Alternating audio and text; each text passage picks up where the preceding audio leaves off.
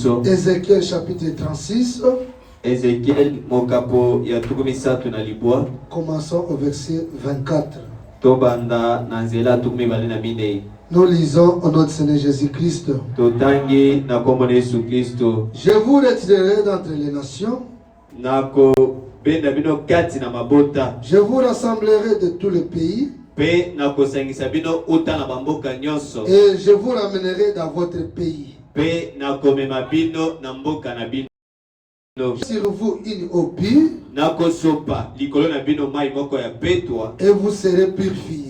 Pe boko peto la ma. Je vous purifierai de toutes vos souillures. Nako peto na bino na mbindo na bino nyonso. Et de toutes vos idoles. Pe na bikeko na bino nyonso. Je vous donnerai un cœur nouveau. Nako pesa bino motema ya sika. Et je mettrai en vous un esprit nouveau. Pe nako tia kati na bino molimo moko ya sika. J'ôterai de votre corps le cœur de pierre. Nako longola na nzoto na bino motema ya libanga.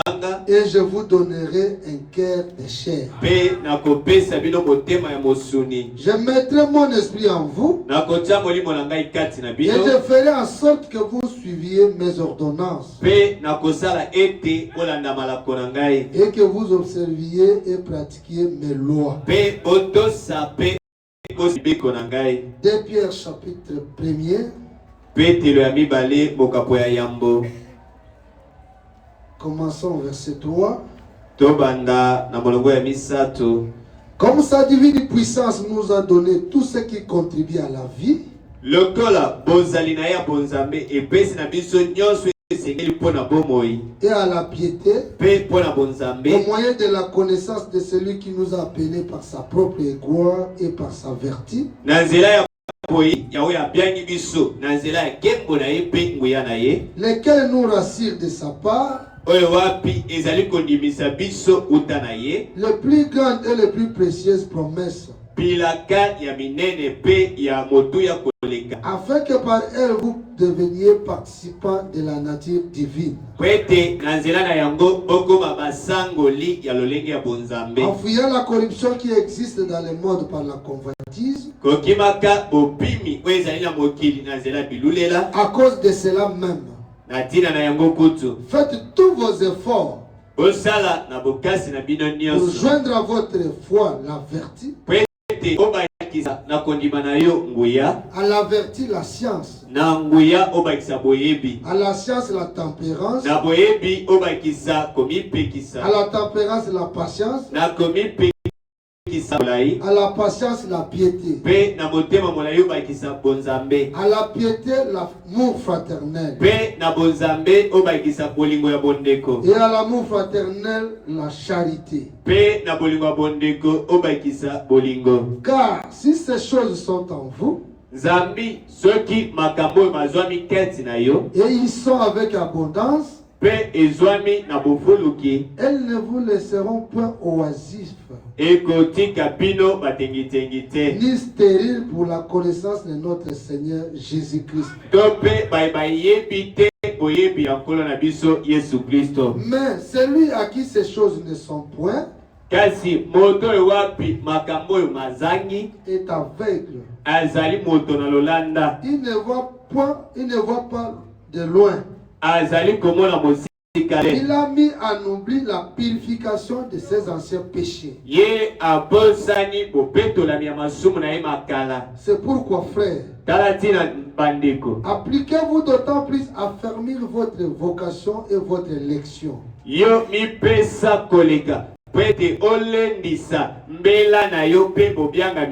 Car en faisant cela,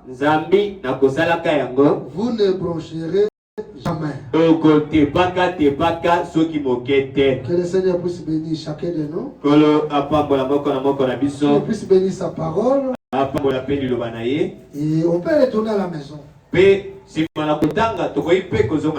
Parce qu'on a lu la parole. Et en lisant, on est béni. Ce n'est pas ça? Je vous salue encore au nom de Seigneur Jésus-Christ. Je voulais donner ça comme une école de dimanche. Alors prenons nos papiers et nos bics. Nous allons écrire Nous sommes maintenant à l'école de Dieu. Et là où nous venons de lire, l'Éternel parle. Il dit, je vais vous retirer d'entre les nations. Et je vais vous rassembler de tous les pays. Et après, je vais vous ramener dans votre pays. Donc cela veut dire, c'était un peuple qui était dispersé dans d'autres pays. Maintenant l'Éternel a décidé de les retirer, de les rassembler et de les faire retourner dans leur pays. Et notre pays, c'est la parole de Dieu. Et il y ajoute, je répandrai sur vous une eau pure. Et nous avons vu avec l'honorable Félix, quand il a parlé sur les eaux de séparation, nous avons vu que les eaux de séparation, c'est la parole. Et c'est la parole qui doit nous séparer. Et la parole, c'est une eau pure. Elle doit nous purifier de toutes nos souillures, de toutes nos idoles. Parce que tel que nous sommes là, beaucoup parmi nous sont comme Abraham. Nous avons adoré nos ancêtres. Nous avons adoré les idoles. Et maintenant, devant Dieu, nous sommes en abomination. Mais l'Éternel promet, quand il va nous faire retourner dans notre pays qui est la parole, il doit nous purifier de toute souillure et de toutes nos idoles. Et quand il va nous rassembler dans notre pays qui est la parole, la première chose, il nous donnera un cœur nouveau. Écrivez. Il nous donnera un cœur nouveau. Et ce cœur-là doit être le même cœur qu'il doit me donner. Le même cœur qu'il va te donner. Et après, je mettrai en vous un esprit nouveau. Parce qu'avec votre ancien cœur, c'est un cœur mauvais. C'est un cœur plein de choses sales. Et Dieu, pour plaire à lui, il va enlever ce vieil cœur-là. Le frère Branham dit, Dieu ne doit pas réparer. Il ne doit pas entretenir ça. Il doit ôter par force. Il jette ça. C'est inutile. C'est très sale. Il enlève ça. Il vous donne un cœur nouveau. Est-ce que vous comprenez? Et ce cœur-là peut aimer. Peut se mettre d'accord avec la parole. Peut aimer son prochain. Peut pardonner. Peut supporter le mal. Et ce cœur-là, c'est le cœur que toi tu avais quand Dieu t'avait créé. Mais quand tu es passé par le péché d'Adam, ce cœur-là a été souillé. Et ce cœur-là qui te mettait en conflit. Moi, je ne peux pas me mettre d'accord avec les Baluba. Moi, je n'aime pas les gens du Bas-Congo. Moi, je n'aime pas les Kassaïens. Dieu va prendre ce cœur-là. Il ôte ça. Il jette. Pe abwaki yango. Et il te donne un cœur nouveau. Pe apesio motema ya sika. Même si toi tu es du bas Congo, Ata soki ozali tu mokongo. peux t'approcher de celui qui est de l'Équateur Okoki kosangana moto azali mongala. et l'appeler mon frère. Pe obengi ye ndeko na ngai. Est-ce que vous avez un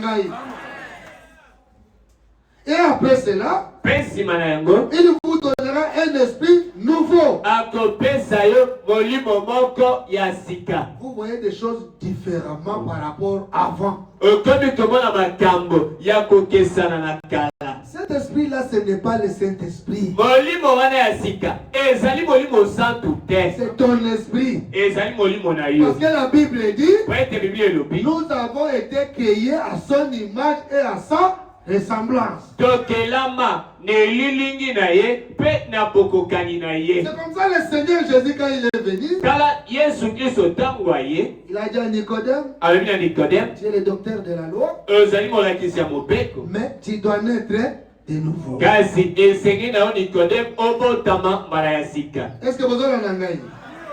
Il ôtera de votre corps Akolongola na nzoto na yo les cœurs de pierre. motema oyo ya libanga. Au Kangeli Mutukanda, en tout cas, il faut qu'à l'intervention du pasteur. Dieu doit enlever ça. Nzamba sengeli kolongola yango.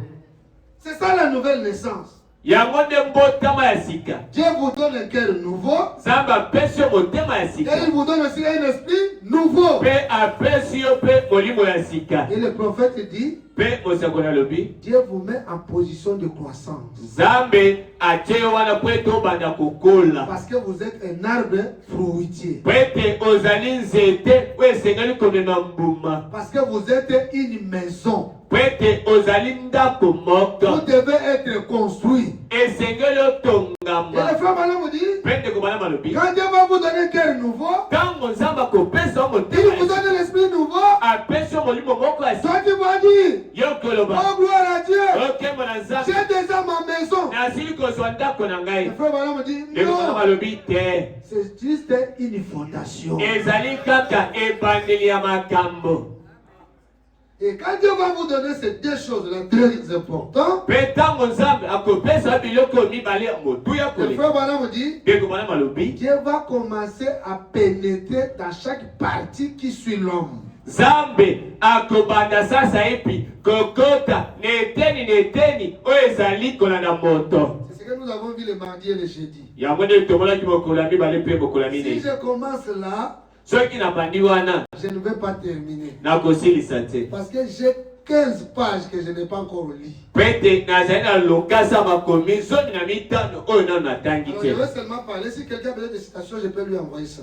Nakoloba kaka soki moto asengi makomi nakoki kotindela ye. Le frère Malam me dit, Ndeko bana malobi. Dieu doit entrer dans votre bouche. Nzambe asengeli kokota kati na monoko na yo. Et une partie qui suit l'homme. Ezali moko eteni oyo ezali kolanda Quand il moto. entre dans votre bouche, Soki akoti na monoko na yo il vous fait parler différemment. akolobisa yo kokesana na basusu. Est-ce que vous avez un il entre dans votre bouche. Akokota na monoko na yo. Je suis chrétien, je ne peux pas dire ça. Nazali mokristo maloba ya boye nakoki Je kobimisa suis te. chrétien, je ne peux pas prononcer ça. Nazali mokristo oyo nakoki koloba yango te. Est-ce que vous avez un vous ne parlez pas comme vous avez l'habitude de parler. Okoloba lisusu te lolengo mesana koloba. Pourquoi? Bonani. Christ est entré dans votre bouche. Kristo akoti kati na monoko na yo. Il entre dans votre cœur. Akokota kati na motema na yo. Vous aimez Dieu plus qu'avant. Okomi kolinga nzambe koleka kala. Est-ce que vous avez un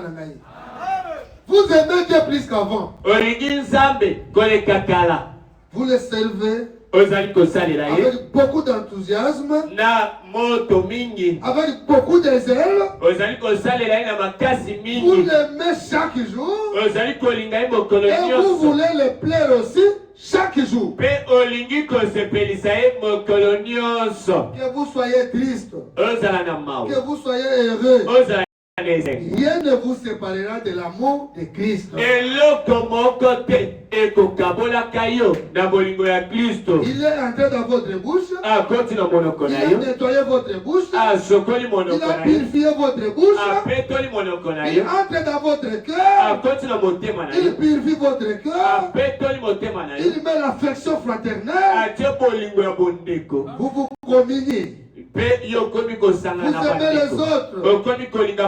Nous devenons une famille. C'est la famille. Le pays, c'est la parole. Le message du temps de la fin. Vous voyez, et le frère Madame me dit, vous grandissez. Ensuite, il entre dans vos yeux. Je ne peux pas regarder n'importe quoi. Je suis chrétien. Je ne peux pas envier. Je ne peux pas convoiter. Je suis chrétien. Et le frère Madame me dit, quand vous regardez quelque chose de mal, vous détournez les yeux. Parce que vous évitez de déplaire à Dieu. Vous voyez, et le frère Madame me dit, vous abandonnez totalement. Dieu vous possède. Et une transformation est en train d'être faite. Il pénètre dans chaque partie de nos corps. Et cette partie-là commence à se mettre d'accord avec la parole.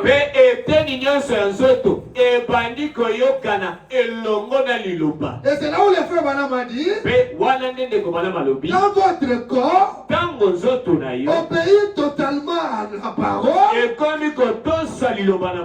C'est à ce moment-là que Dieu viendra pour demeurer.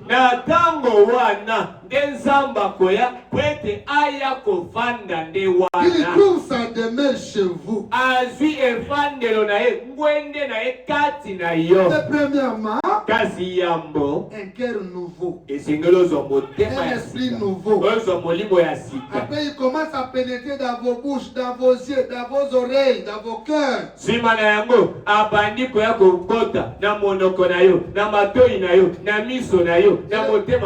Et le frère Madame me dit, vous vous développez à l'intérieur. Il n'est plus comme il était avant. Et le frère Madame me dit, certains péchés commencent à prendre, à céder la place.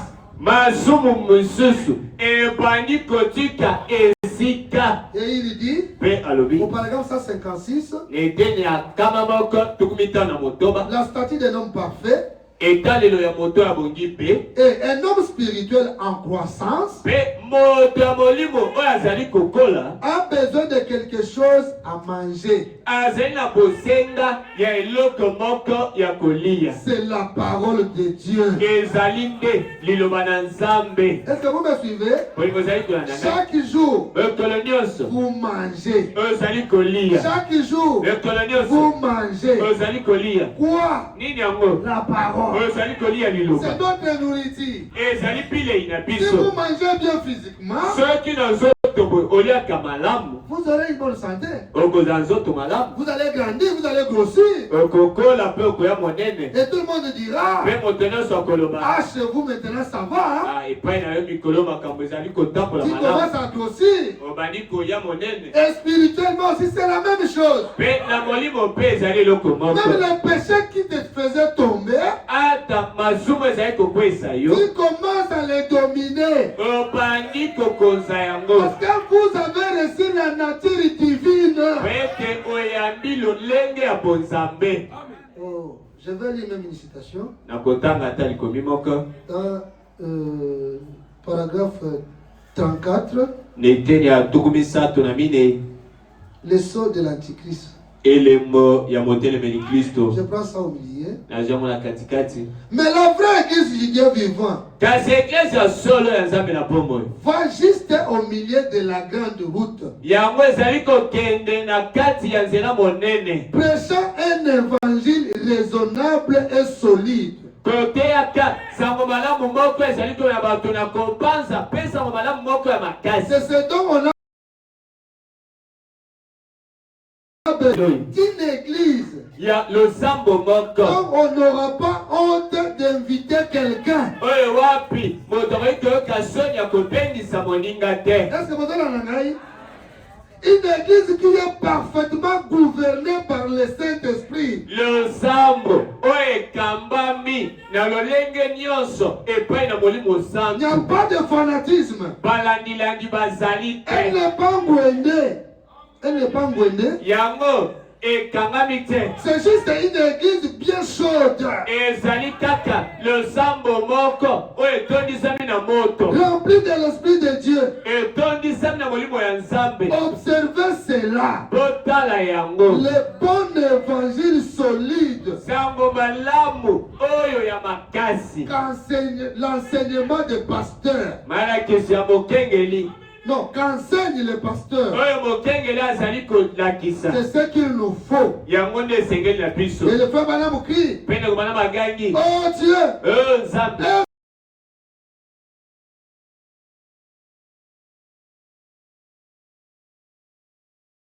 Nous sommes nés de nouveau. Dieu est en train de travailler dans le cœur de chacun de nous. Nous n'allons pas nous balloter. Est-ce que vous avez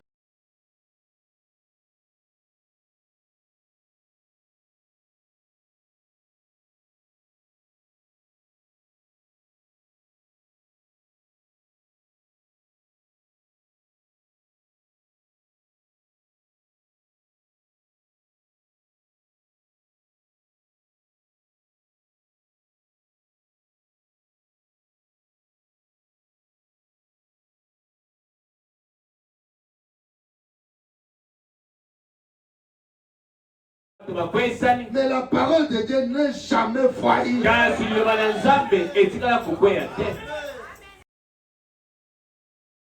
Paragraphe 101. Toujours la statue de non parfait. Kaka etale lo moto abongibe.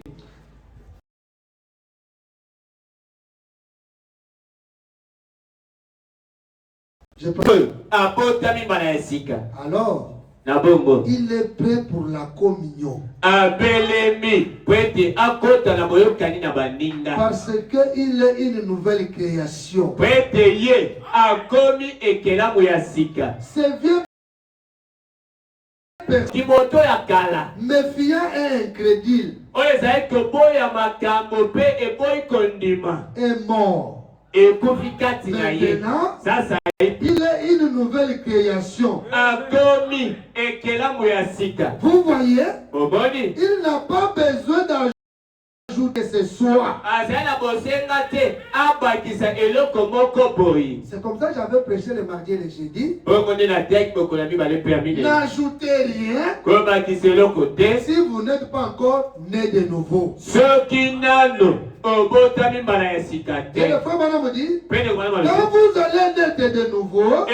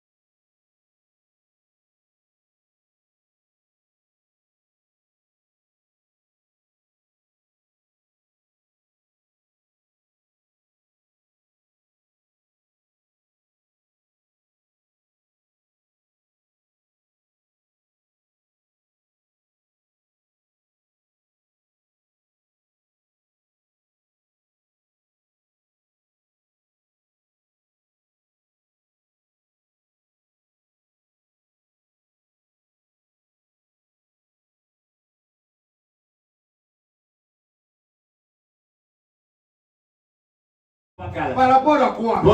Il est ton modèle.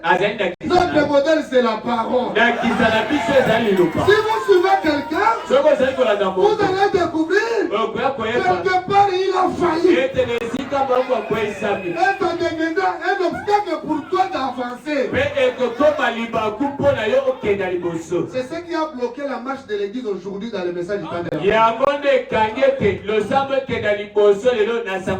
Moi, je pensais que moi je croyais que enlevez ça de vos têtes. Regardez là où la parole a failli. Si la parole n'a pas failli, allons de l'avant.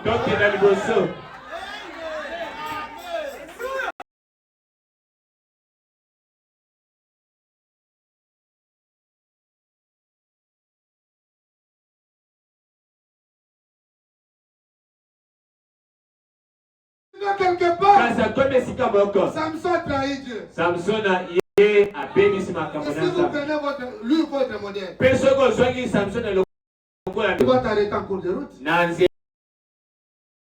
Ton modèle. Dans votre vie de chaque jour, dans votre habillement, dans votre comportement, allez devant la parole. Je me suis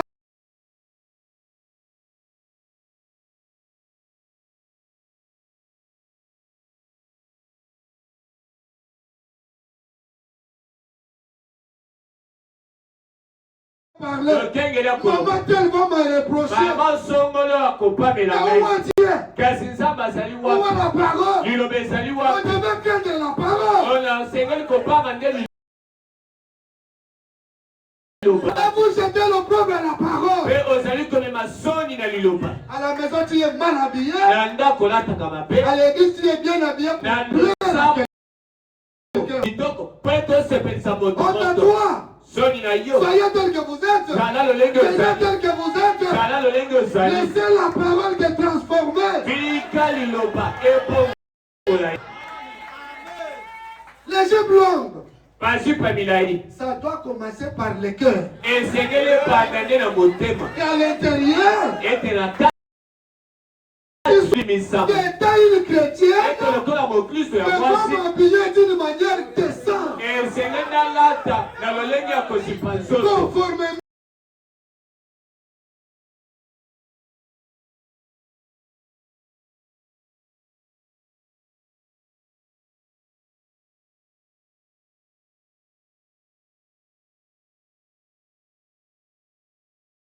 À l'université, vous marchez avec quel diacre? Et tu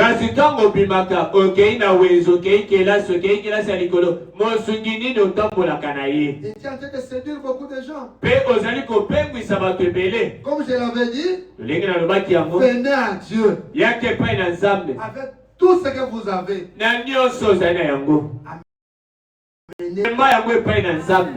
Seigneur, regarde ma face B.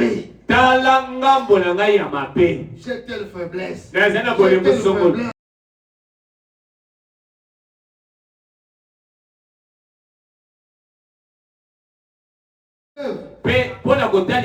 Vous cherchez à laisser les péchés que toi tu as.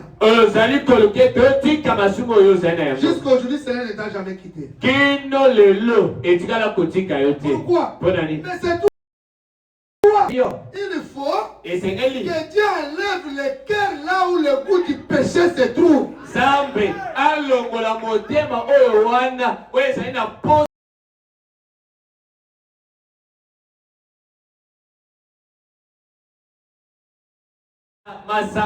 Qui aime les mèches, qui aime les femmes, qui aime le whisky, qui aime toutes ces choses-là.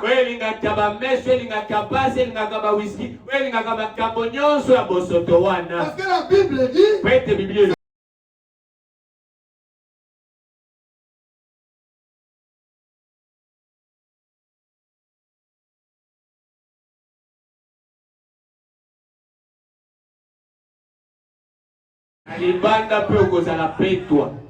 ne fabriquez pas le christianisme. Le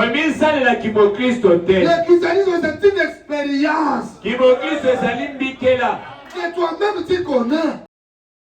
Quand j'étais païen, quand j'étais une païenne, je menais une vie comme ça. Mais depuis que je crie, je mène telle vie. Et vous faites une étude comparative.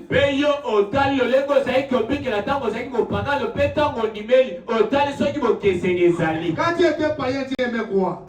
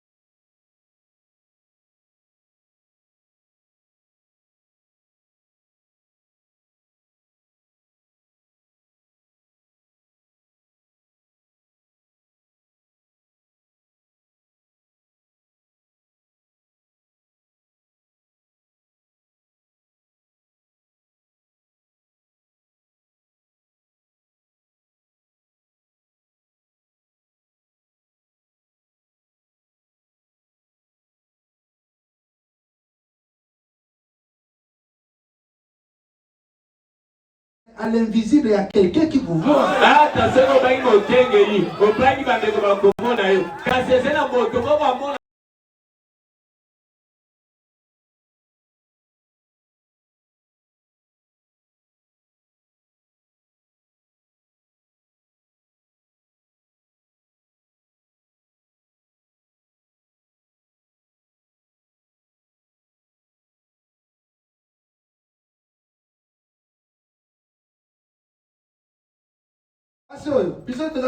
frère, mais le vieil goût est toujours là. Vraiment, un message vraiment, il me dit bisobo. Donc le vieil goût là est là. Parce que le frère Maria me dit, quand les enfants d'Israël ont traversé la mer Rouge, ils ont vu les ennemis noyés. Pharaon est parti. Tous les soldats sont partis. Et ils étaient libres. Est-ce que toi tu as traversé? Et tu es encore là-bas. Dieu nous aide. Ne forcez pas devenir chrétien. La vie chrétienne, c'est une vie automatique. N'ajoutez rien. Comme fruit de l'esprit, si tu n'es pas encore né de nouveau, c'est de l'imitation. Aussi, ah, Barcelone, Real. Yo, qu'est-ce que oh non, il y a honorable. Félix, j'y gagne. Voilà, vous craignez qui? Ozali Kobanga Nani. Yo, qui n'a pas de kuna? N'a pas de porte kuna. Attends moi le muka pas de porte au banga. Qui n'a pas de kuna? N'a kuna te. Maman Pauline a d'autres na soki maman là. Abango ba yaka ko déranger bato. Ba ni muteme betio. Et la Bible dit, une fois que vous avez été purifié, le vieil goût là n'est plus.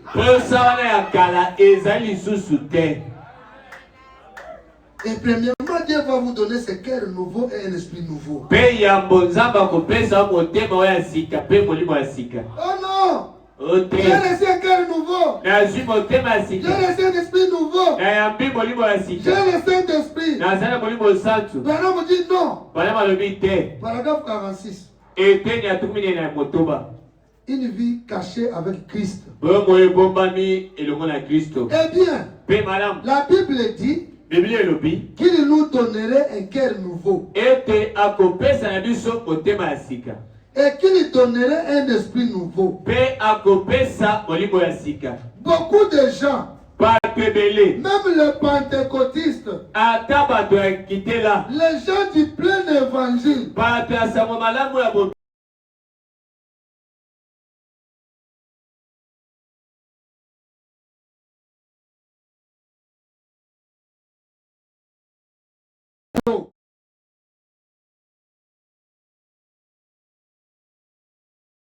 il s'agit de votre esprit. Ensuite, je mettrai mon esprit en vous. C'est ça maintenant le Saint-Esprit.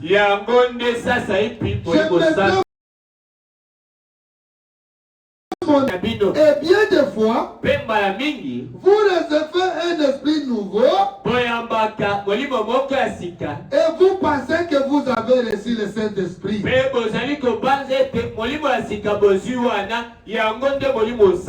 Ce n'est pas moi, c'est William Branham. Vous mettez votre foi dans des émotions.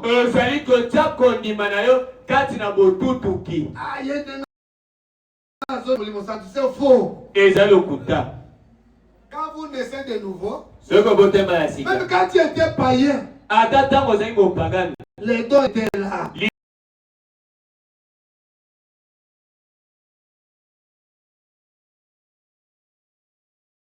Nouveau, les dons commencent à se manifester. Et quand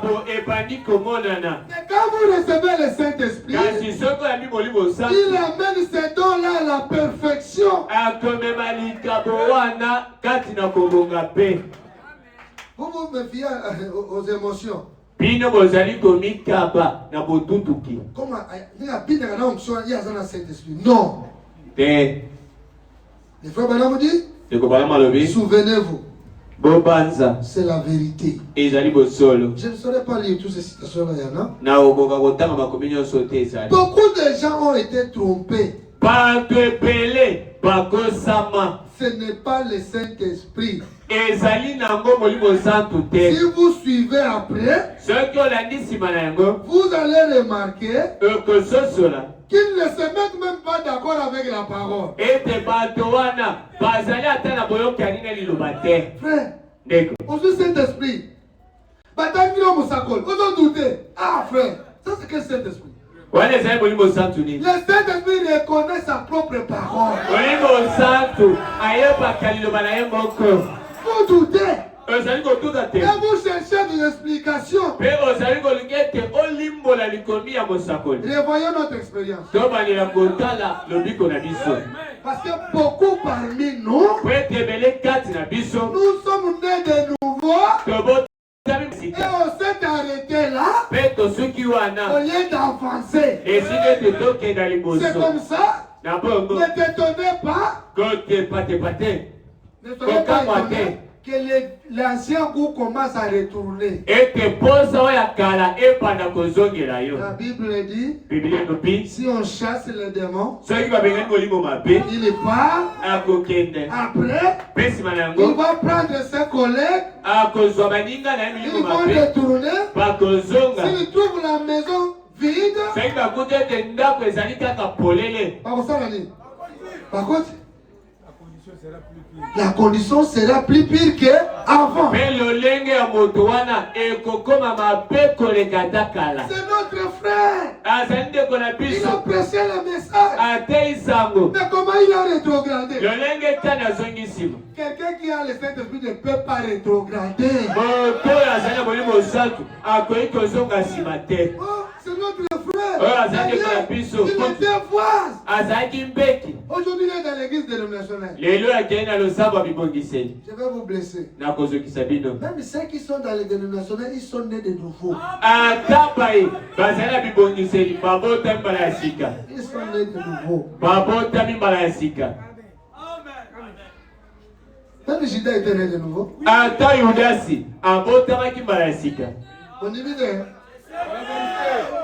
C'est la vérité. Oh non. S'il avait reçu le Saint-Esprit, Il avait reçu qu'un esprit nouveau et un cœur nouveau. Quand vous naissez de nouveau, Branham dit la puissance entre. Quand Judas est parti, il a prêché, il a chassé les démons, il est retourné joyeux. Oh frère, ceux qui n'ont pas fait l'évangile, est-ce que c'est ça le salut? Judas a prêché. Il a chassé les démons. Quand il est revenu, Jésus l'a regardé. Un petit démon. Mais la Bible dit ils ont reçu le Saint-Esprit. C'est ça la nature divine qu'ils avaient reçue.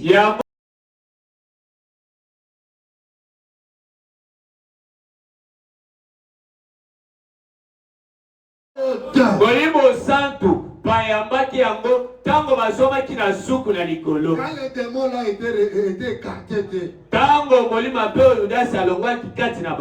comme ça qu'ils sont 11. Jésus leur a dit, après que le fils du diable là est parti, maintenant vous êtes restés mes amis, je vous donne un nouveau. Aimez-vous les uns les autres. Quand Judas était là, je ne pouvais pas prêcher ça. Il ne peut pas aimer. Il est mauvais en lui. Est-ce que vous comprenez? C'est ça.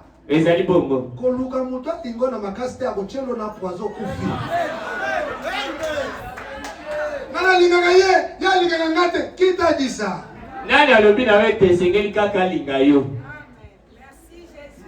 Que Dieu nous aide. Vous voyez? Quand vous naissez de nouveau, vous êtes gagné.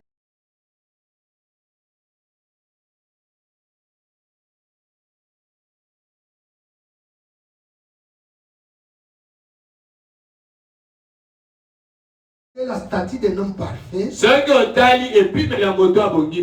Le Saint-Esprit est où? Au sommet.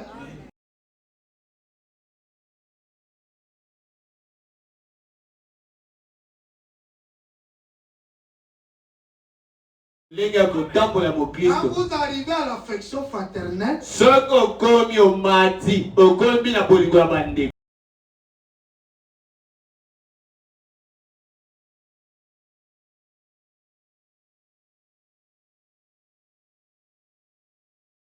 habiter en vous.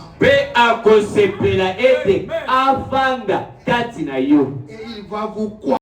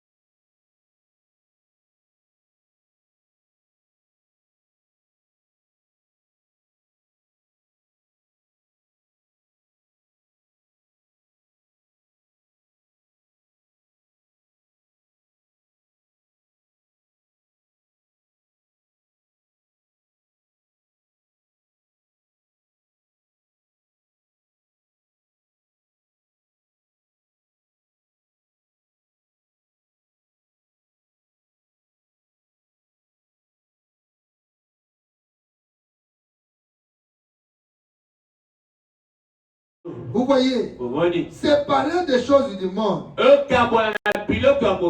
pour avoir la foi en Dieu. Vous ne pouvez pas marcher là où sont les gens. Vous associez aux gens dans les mauvaises choses.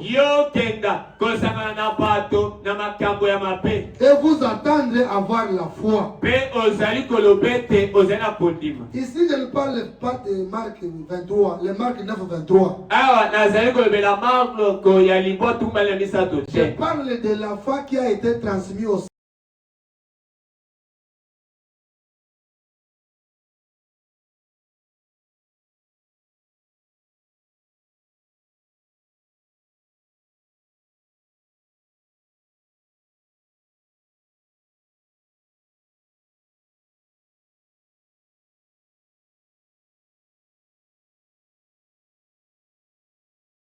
Nous avons tant de prédications.